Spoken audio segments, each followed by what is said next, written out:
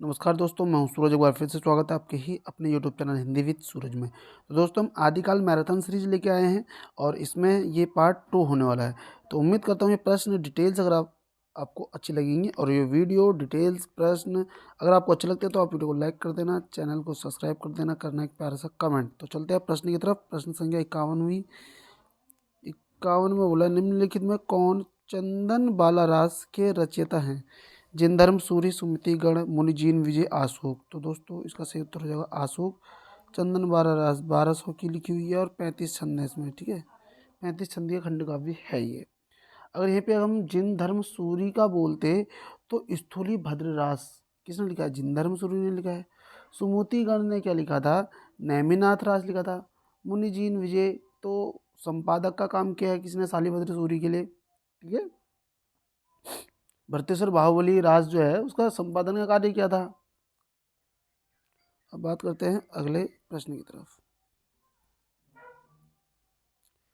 52वां प्रश्न बोल रहा है, चंदर बरदाई ने पृथ्वीराज रासों में निम्नलिखित में से मुख्यतः किस छंद का प्रयोग किया? अरिल, पधड़िया, कवित, सवैया। किस छंद का प्रयोग किया था? अरिल, पधड़िया, कवित और सवैया। तो इस प्रश्न का सही उत्तर है कवित छंद का। ठीक, अगर हम बात करें पृथ्वी जो रासो है उसमें कितने छंदों का प्रयोग किया गया है, तो उसमें 68 प्रकार के छंदों का प्रयोग किया है। उसमें 69 समय सर्ग हैं। समय सर्ग 69 समय सर्ग है जिनमें दोहा, कवित, छप्पे, तोमर, त्रोटक, गाहा है ना। और याद रखना, जो चंदर बरदाई हैं, चंदर बरदाई के लिए एक खासियत बात क्या है? छप्पे छंद का विशेषज्ञ भी कहा जाता है। नहीं, छप्पे छप्पे जो छप्पे छंद है, छप्पे छंद का इनको विशेषज्ञ भी माना जाता है, याद रखना। और रामचंद्र शुक्ल ने चंद्र बरदाई को हिंदी का प्रथम कवि और पृथ्वीराज रासो को हिंदी का प्रथम महाकाव्य माना था, रामचंद्र शुक्ल ने। अब बात करते हैं अगले प्रश्न की तरफ। तो देखो इधर, चंद्र बरदाई ने पृथ्वीराज रासो में से मुख्यतः किस छंद का किया है?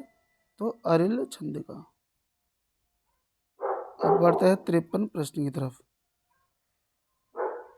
53वां प्रश्न है, विद्यापति ने अपना कौन सा ग्रंथ मैथिली भाषा में लिखा है? किसने? विद्यापति ने। पदावली, गंगा वाक्यावली, कीर्तिलता, मणिमंजरी। तो इस प्रश्न का सही उत्तर क्या हो जाएगा? ऑप्शन ए इसका राइट हो जाएगा, पदावली।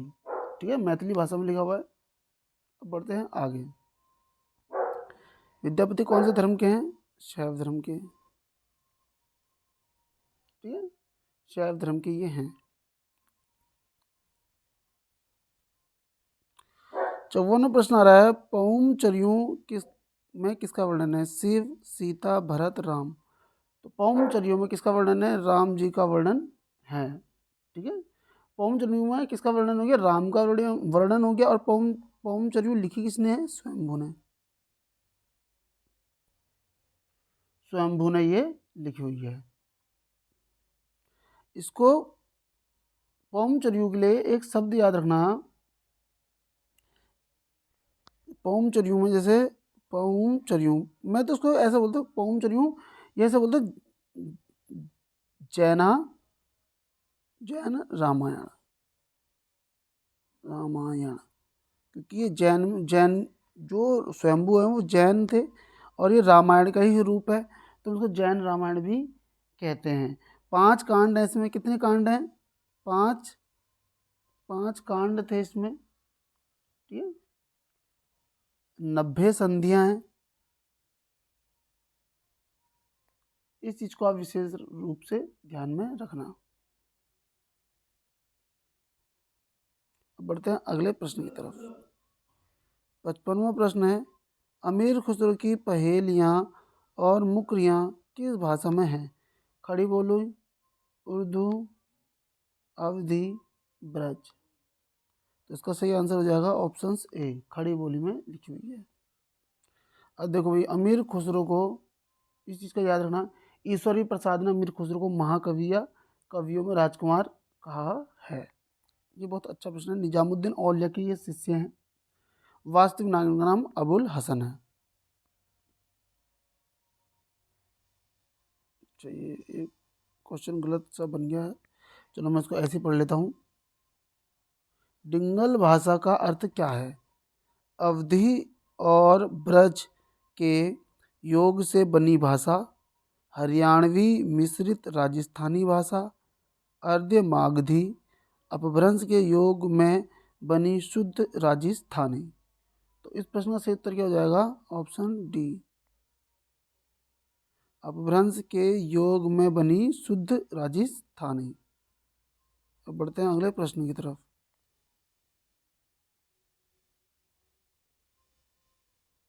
प्रश्न क्या बोल रहा है, देखो 57वां। अमीर खुसरो का जन्म स्थान कौन सा है? जयपुर, इटावा, एटा, बिहार। तो इस प्रश्न का सही उत्तर क्या हो जाएगा आपका? एटा। अमीर खुसरो का जन्म जो है 1235 में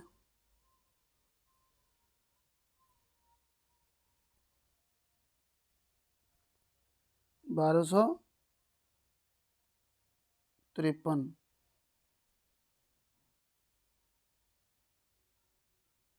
1253 में एटा जिला, ठीक है, उत्तर प्रदेश में एटा है।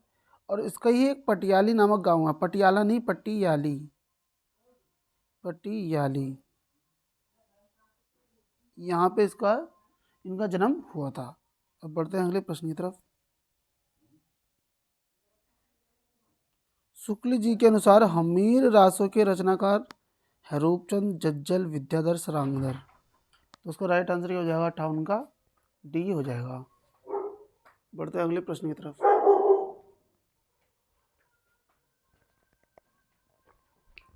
हम्म, 59वां प्रश्न आ रहा है। विद्यापति ने किस भाषा में काव्य रचना की है?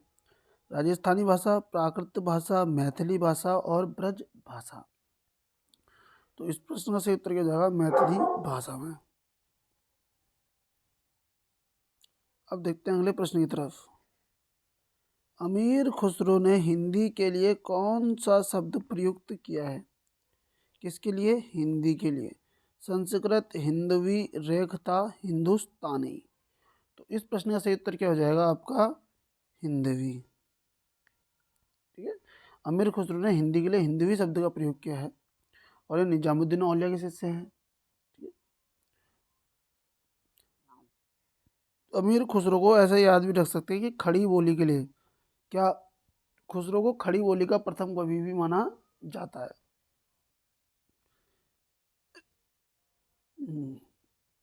अगला प्रश्न आ रहा है।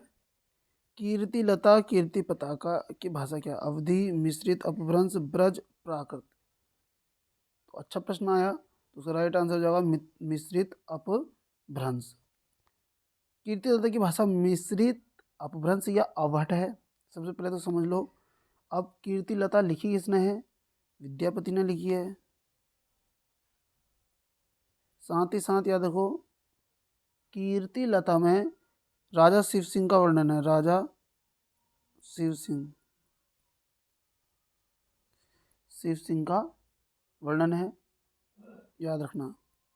बढ़ते हैं अगले प्रश्न की तरफ।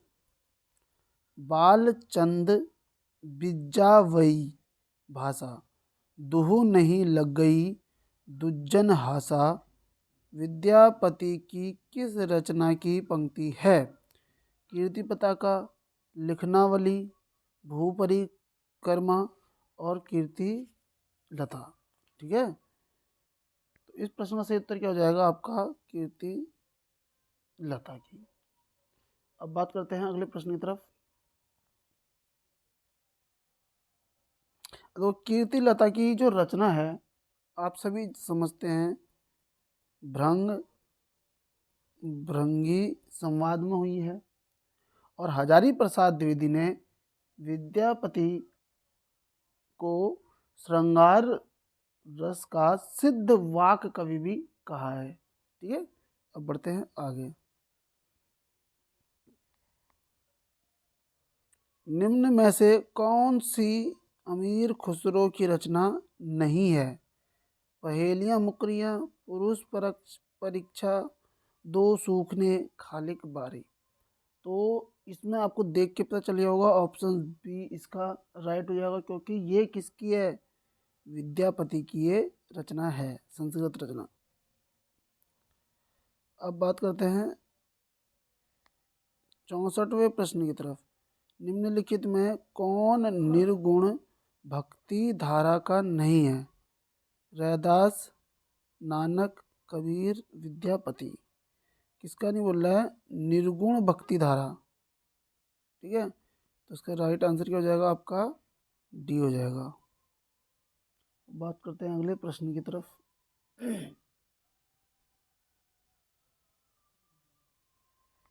एक चीज बता देता हूँ आपको, अभी याद आ रही है। विद्यापति की उपाधियाँ 16 उपाधियाँ धारण की थी उन्होंने, जिसमें मैथिल कोकिल, अभिनव जयदेव, खेलन कवि, ठीक है, आदि का इसमें उनको पद मिले हैं। ढोला मारूरा दुहा में ढोला के पिता का नाम क्या नाम है? राजा जसवंत सिंह, राजा नल, राजा जय सिंह, राजा हर राज सिंह। इस प्रश्न का सही उत्तर क्या हो जाएगा? राजा नल। ढोला मारूरा में ढोला के पिता का नाम राजा नल है।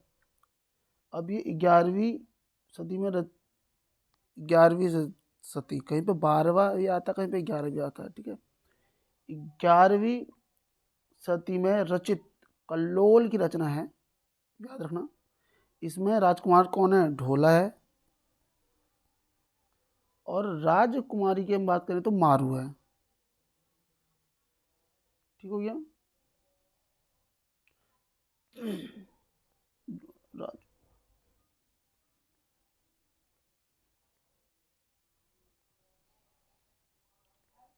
और मारवाड़ी भी लिखा रहता है उसका नाम, मारवाड़ी मतलब मारू मारवाड़ी। अब बढ़ते हैं अगले प्रश्न की तरफ। गोरखनाथ का समय 11वीं सदी है, यह मान्यता किस विद्वान की है? राहुल सांकृत्यायन, हजारी प्रसाद द्विवेदी, आचार्य रामचंद्र शुक्ल, पीताम्बर दत्त बर्दवाल। कौन से समय का बोल रहा है? 11वीं सदी का। तो इसका सही आंसर क्या है? पीताम्बर दत्त बर्दवाल। गोरखनाथ का समय 11वीं सदी किसने माना है? पीताम्बर दत्त बर्दवाल ने माना है। और मिश्र बंधु ने ही गोरखनाथ को क्या बोला था? मिश्र बंधुओं ने कि भैया हिंदी का प्रथम गद्य लेखक कौन है? गोरखनाथ ही है। अब बढ़ते हैं आगे।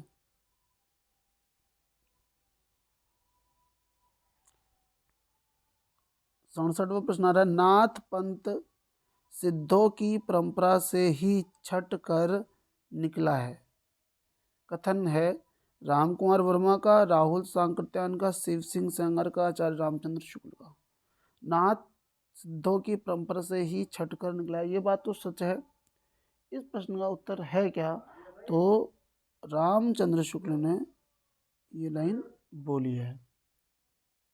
अब हमें पता है कि नाथों की संख्या कितनी होती है? 9 नाथ, 9 होती हैं, जिसमें कि नागार्जुन, जड़ भरत, हरीशचंद्र, सत्यनाथ, भीमनाथ, गोरक्षनाथ, चरपटनाथ, जलंधरनाथ और मलया अर्जुन। ये 9 की सीरीज ऐसे ही याद होनी चाहिए जैसे मैंने बोली है। नागार्जुन, जड़ भरत, हरीशचंद्र, सत्यनाथ, भीमनाथ, गोरक्षनाथ, चरपटनाथ, जलंधरनाथ और मलया अर्जुन। 68वां प्रश्न आ रहा है आपका, पिंगल मिश्रित भाषा की रचना है। मुहुणोत नैणसी री ख्यात, पृथ्वीराज रासो, अचल दास खींची की वचनिका, पाबूजीरा दुहा। मिश्रित पिंगल मिश्रित भाषा की रचना कौन सी है? तो इस प्रश्न का सही आंसर है पृथ्वीराज रासो, चंद्र बरदाई की। अब आ रहा है 69वां प्रश्न आ रहा है, आदिकालीन हिंदी के संबंध में उपयुक्त नहीं है, संयोगात्मकता की ओर झुकाव, णौ ध्वनि का विकास, ढौ ध्वनि का विकास, संयुक्त स्वर आय का प्रयोग। आदिकालीन हिंदी के संबंध में उपयुक्त नहीं है। ठीक है, तो उसका सही है संयोगात्मक की ओर झुकाव।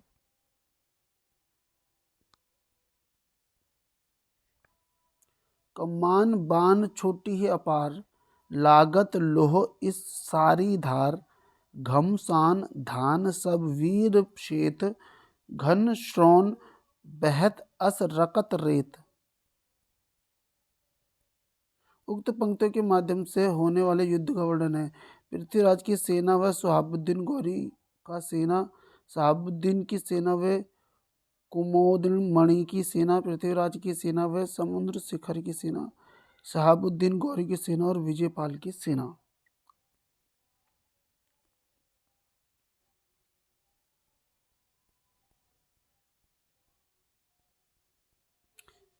पीछे फोन चली गई।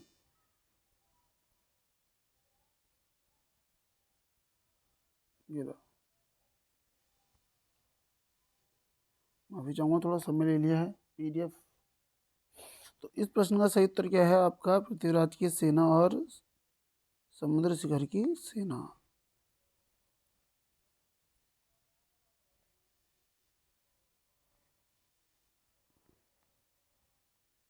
यह कहानी 16वीं शताब्दी के बाद लिखी हुई है और रासों में प्रक्षिप्त हुई है। पद्मावती समय के विषय में यह कथन किसका है? रामचंद्र शुक्ल, हजारी प्रसाद द्विवेदी, राहुल शंकरत्यान, गणपति चंद्र गुप्त। तो यह प्रश्न का उत्तर सही है हजारी प्रसाद द्विवेदी का। यह कहानी 16वीं शताब्दी के बाद लिखी हुई है और रासों में प्रक्षिप्त हुई है। पद्मावती समय के विषय में कथन किसका था? हजारी प्रसाद द्विवेदी का। अब बात करते हैं अगले प्रश्न की तरफ। तिब्बत के 84 सिद्धों की परंपरा कौन से सिद्ध से आरंभ हुई? नारोपा, सबरीपा, सरहपा, लुइपा। तो इस प्रश्न का सही उत्तर क्या हो जाएगा आपका? तिब्बत के 84 सिद्धों की परंपरा लुइपा से आरंभ हुई है। अगला प्रश्न आ रहा है आपका 73वां। निम्न में से कौन आदिकाल के अंतिम चरण के सुप्रसिद्ध कवि है? अमीर खुसरो, स्वयंभू, पुष्पदंत, अब्दुल रहमान। तो इसका प्रश्न का सही उत्तर है आपका अमीर खुसरो। आदिकाल के अंतिम चरण के अगर सुप्रसिद्ध कवि की बात करें तो अमीर खुसरो, विद्यापति, इनका नाम ही आता है। और अमीर खुसरो का वास्तविक नाम मैं बार बार बता चुका हूँ, आपको याद रखेंगे, अबुल हसन। अबुल हसन है, ठीक है। और निजामुद्दीन औलियन के गुरु हैं। और रचनित जो इनकी रचनाएं हैं लगभग 100 बताई गई है, जबकि 100 से भी ज़्यादा होंगी, इतना मैं कह सकता हूँ। ईश्वरी प्रसाद ने अमीर खुसरो को क्या बोला है? ईश्वरी प्रसाद ने महाकवि या कवियों का राजकुमार बोला है।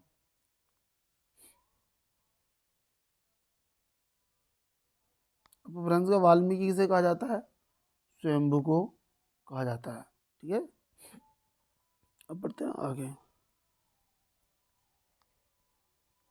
74वां। हिंदी साहित्य का प्रथम महाकाव्य कौन सा है? श्रावकाचार, पृथ्वीराज रासो, पाहुड़ दोहा या भरतेश्वर बाहुबली रास। प्रथम महाकाव्य की बात चल रही है, तो इसका राइट आंसर आ जाएगा पृथ्वीराज रासो, है ना, जो कि चंद्र बरदाई ने लिखा है। राम कुमार वर्मा ने लिखा था। पृथ्वीराज रासो को डिंगल साहित्य का सर्वप्रथम काव्य कहा जाता है। राम कुमार वर्मा ने क्या बोला था इसमें, सुन लो। राम कुमार वर्मा, इन्होंने बोला कि पृथ्वीराज रासो को डिंगल साहित्य का सर्वप्रथम काव्य कहा जाता है। चंद्र बरदाई को हिंदी साहित्य का सर्वप्रथम महाकवि माना गया है, ठीक है।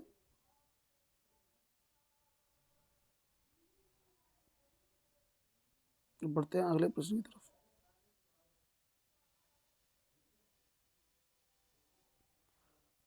सुमेलित करते हुए दिए गए कूट का सही चयन करें।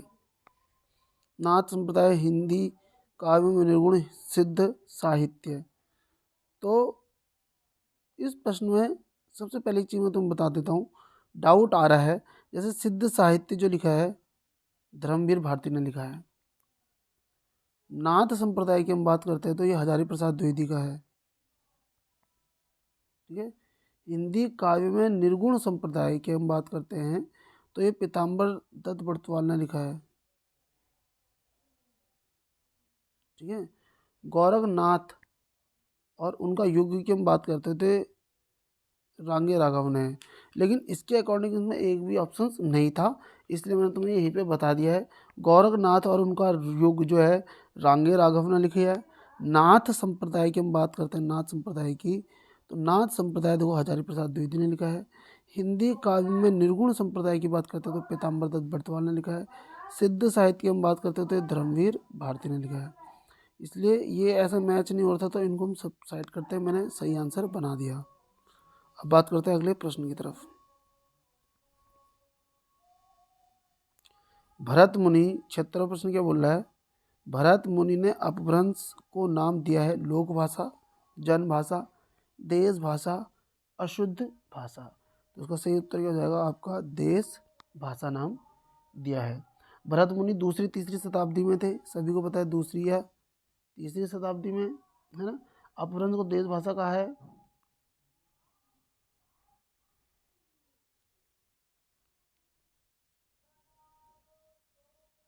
अगला प्रश्न देखते हैं। जन्म काल की दृष्टि से निम्नलिखित कवियों का सही क्रम बताइए।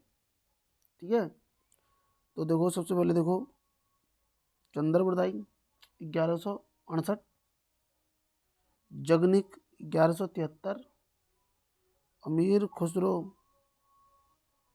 1253, श्रीधर 14वीं सदी। तो आंसर क्या हो जाएगा इसका? सी इसका राइट आंसर होगा।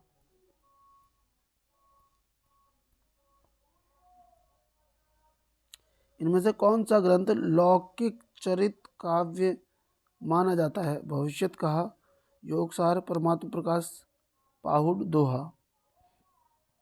तो इस प्रश्न का सही उत्तर क्या हो जाएगा आपका? भविष्यत कहा। ठीक है, धनपाल कृत है, बहु विवाह के दुष्परिणाम थे इसमें। योग सार और परमात्म प्रकाश किसकी है? ये तो जोइंदू की है, आप सभी को पता ही होगा, है ना। पाहुड़ दोहा किसका है? मुनि राम सिंह का है ये, जो कि रहस्यवादी कवि थे। ठीक है, अब बात करते हैं अगला। 79 में नाथ संप्रदाय के प्रवर्तक कौन थे? गोरखनाथ, महानाथ, चरपटनाथ, नेमी नाथ। इस प्रश्न से उत्तर क्या हो जाएगा? नाथ संप्रदाय के गोरखनाथ थे। और नाथों की संख्या कितनी थी? 9 थी। ये हठ योग वाले थे, इस चीज़ को याद रखेंगे। ह सूर्य ठ चंद्रमा, इनके योग से ही बना था हठ योग। ठीक है, इस तरीके से याद रख लेना आप लोग। 9 नाथ कौन कौन से? नागार्जुन होता है, जड़ भरत, हरिश्चंद्र, सत्यनाथ, भीमनाथ, गोरक्षनाथ, चरपटनाथ, जलंधरनाथ, मलय अर्जुन। तो जैसे 9 सीरीज मैंने याद किया, आपको भी जैसा ये 9 याद रखना है। ठीक है, और नाथ पंथ भी बौद्धों की वज्रयान शाखा से निकला। किससे निकला था ये? वज्रयान शाखा से निकला है, इस चीज़ को जरा सा याद रखना, वज्रयान शाखा से ही निकला हुआ है। नाथ संप्रदाय का अगर संस्थापक याद करें, मच्छिंद्र नाथ या मत्स्येंद्र नाथ को मानते हैं कुछ लोग। अगला प्रश्न आ रहा है, 80वां प्रश्न आ रहा है, महापुराण। 80वां प्रश्न क्या बोल रहा है? महापुराण के रचनाकार कौन है? अब्दुल रहमान, पुष्पदंत, धनपाल, स्वयंभू। 63 महापुराण भी बोलते हैं जिसको हम, 63 महापुराण। ठीक है, तो इस प्रश्न से उत्तर क्या हो जाएगा बताइए सभी लोग? महापुराण पुष्पदंत। अब मैं पुष्पदंत के लिए बोलता हूँ, पुष्पदंत का ज न म कोश, ये मेरा अपना तरीका है इसको याद करने का। जसर चरियों, नाग कुमार चरियों और महापुराण कोश ग्रंथ। ठीक है, महापुराण में 63 महान, जो महान व्यक्ति हैं, महापुरुष हैं, उनका जीवन चरित्र वर्णन किया गया है। ठीक है, और पुष्पदंत को हिंदी का भवभूति भी कहा जाता है। शिव सिंह सेंगर ने, देखो शिव सिंह सेंगर ने, जो इन्होंने आदिकाल या हिंदी का पहला कवि पुष्पदंत को बोला था, शिव सिंह सेंगर ने, उन्होंने पुष्पदंत की भाषा को, पुष्पदंत को भाका की जड़ कहा है, याद रखना, और प्रथम कवि भी स्वीकार किया था। तो बढ़ते अगले प्रश्न की तरफ।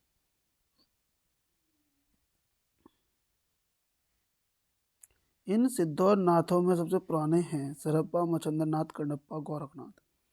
तो इस प्रश्न का सही उत्तर क्या हो जाएगा? मच्छिंद्र नाथ। सरप्पा से हुआ जरूर है शुरू, लेकिन गुरु सबसे पहले मच्छिंद्र नाथ, गोरखनाथ का पूछा जा रहा है। बयासी बीसल देव रासो की नायिका का नाम है। राजवती, रूपमती, मृणालवती, राजमती। बीसल देव रासो की नायिका। इसका राइट आंसर है ऑप्शन बी। बीसल देव लिखी किसने है, मैं इतना बता रहा हूँ बस। बीसल देव जो कि नरपति नाल ने लिखी हुई है। 1155 दिखाता है। 4 खंड हैं इसमें। पहले खंड में राजमती और विग्रहराज चतुर्थ का विवाह है। दूसरे में उससे किसी बात से लेकर रूठ जाना और उड़ीसा चले जाना। तीसरे में उसका राजमती का वियोग दिखाया।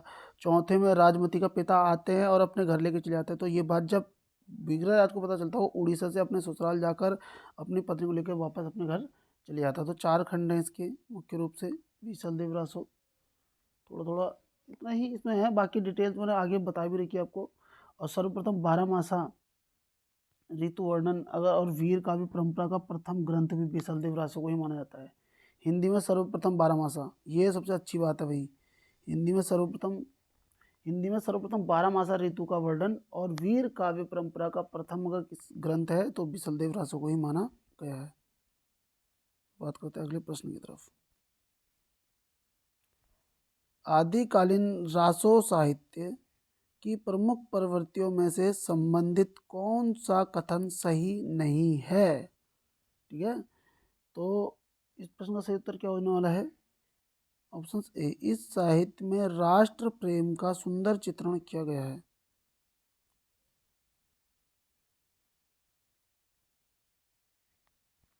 चौरासीवा प्रश्न रहा है। अमावस के घड़ी झिलमिल चंदा, पूनम के घड़ी सुर। ठीक है, अमावस के घर तो झिलमिल है, झिलमिल चांद है, और पूनम की रात में सूर है। नाद के घड़ी व्यंद गरजे, बाजंत अनहद तरु। उपयुक्त काव्यांश में अनहद नाद की स्थिति को व्यक्त करने वाले योगी संत का नाम है। जयसी, गोरखनाथ, जलंधरनाथ, नामदेव। तो इस प्रश्न का सही उत्तर क्या होने वाला है? गोरखनाथ। ठीक है,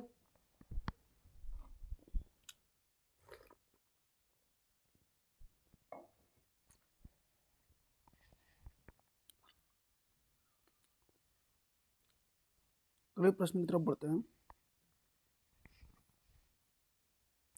भाषा की कसौटी पर यदि ग्रंथ को कसते हैं तो और भी निराशा होना पड़ता है, क्योंकि वह बिल्कुल बेठिकाने हैं। उसमें व्याकरण आदि की कोई व्यवस्था नहीं है। शुक्ल का उक्त कथन किस ग्रंथ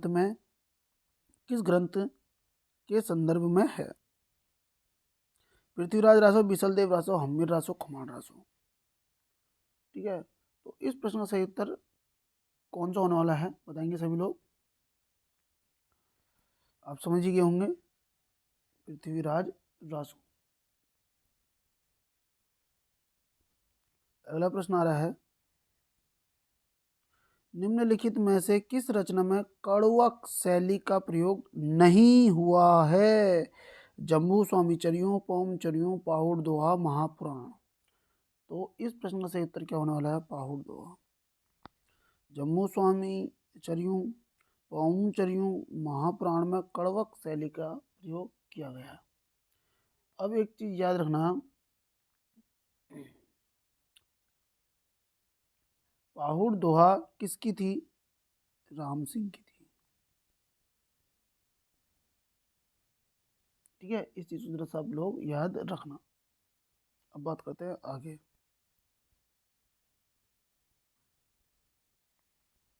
सांकेतिक अर्थ रखने के कारण इनकी बानियों की भाषा को संधा भाषा कहा गया। सिद्ध, नाथ, सूफी, कबीर। तो इस प्रश्न का सही उत्तर भी क्या होने वाला है? Option A. ठीक है, सिद्ध साहित्य में अगर हम प्रथम कवि की बात करते हैं तो कौन होता है? सरहपा। जरा सा आप लोग ध्यान में रखना। इनको ही सरोज वज्र भी बोल देते हैं, राहुल भद्र भी बोलते हैं, है ना। और सिद्धों में सबसे पुराने सरहपा आदमी कौन है? सरहपा। और इनकी संख्या कितनी थी? 84। और स्थान क्या है? पूर्वी भारत। साथ ही साथ श्री पर्वत। 84 सिद्धों में कुछ योगिनी भी हैं, कनकलापा, मणिभद्रा, लक्ष्मी करा, है ना। अब आ रहा है 88वां प्रश्न। आदिकाल के किस कवि की भाषा हिंदी के वर्तमान रूप के सर्वाधिक निकट है? चंद्र बरदाई उद्यमान मतलब कि अब्दुल रहमान, विद्यापति अमीर खुसरो और मुल्ला दाऊद। तो इस प्रश्न का सही उत्तर क्या हो जाएगा आपका? अमीर खुसरो। ठीक है, अब बात करते हैं अगले प्रश्न की तरफ।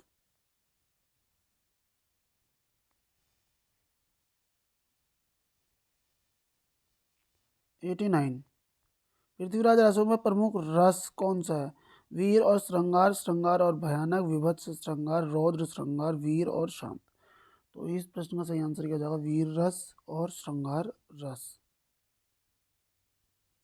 राहुल संकृत्यान ने हिंदी का पहला कवि किसे माना है? चंद्र बरदाई, स्वयंभू, पुष्पतंत्र, सरहपाद, मंजू। तो राहुल संकृत्यान ने किसको बोला था? तो हम सभी को पता है, राहुल संकृत्यान के अनुसार बात जब आते हैं तो सरहप्पा को बोला था। और स्वयंभू को किसने बोला है? राम कुमार वर्मा ने बोला था। ठीक है। शिव सिंह सेंगर ने किसको बोला है? पुष्पतंत्र को। ठीक हो गया। रामचंद्र शुक्ल ने किसको बोला? चंद्र बरदाई को हिंदी का प्रथम महाकवि कहा है। और हिंदी का अगर प्रथम कवि की बात करते हैं आदिकाल में, तो राजा मंजू और भोज से शुक्ल भी बोलता है। ये महाकवि में जोड़ते हैं लेकिन चंद्र बरदाई को। सिद्धों की बानियों को हिंदी काव्य धारा के नाम से किसने संग्रहित किया है? तो इस प्रश्न का सही उत्तर क्या होने वाला है बताएंगे सभी लोग?